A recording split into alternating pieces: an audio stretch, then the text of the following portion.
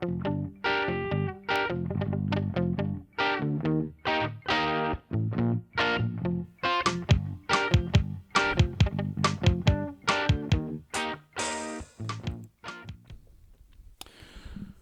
rock is often associated with the left of the political spectrum. Working class kids clad in Che Guevara t-shirts, spraying anarchy logos everywhere, and generally sticking it to the man, specifically the conservative man. With this in mind, it's easy to forget that punk has had, and continues in some cases to have, both superficial and substantial associations with the right. Ramones guitarist Johnny Ramone was a Republican, something which caused tension between him and vocalist Joey Ramone, who by contrast was a liberal.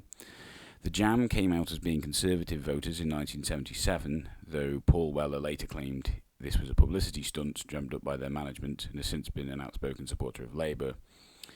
But as we all know, there's a difference between being right of centre and the hard right politics of groups like the National Front and the neo-Nazi movement. Sid Vicious, John Lydon, Wattie Buchan and Susie Sue are all notable members of the punk movement who saw fit to adorn themselves with swastikas.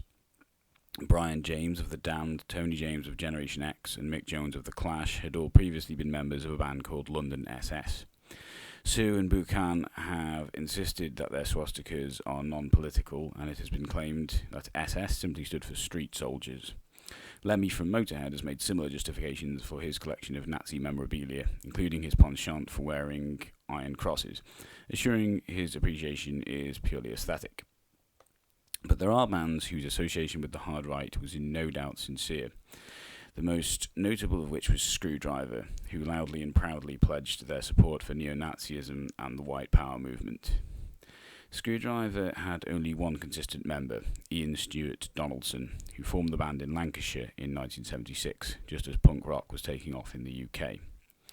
The band's early material showed no inclination towards hard right politics, and they even received positive coverage in punk fanzine Sniffin' Glue.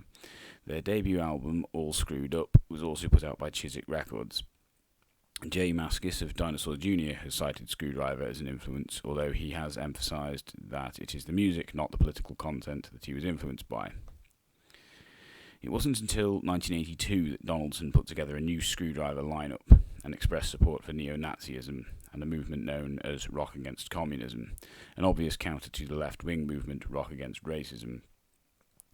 Donaldson's musical output was by no means limited to punk. He played rockabilly with the Klansmen and heavy metal with White Diamond, but while the musical sound may have been different, the racist message was ever present.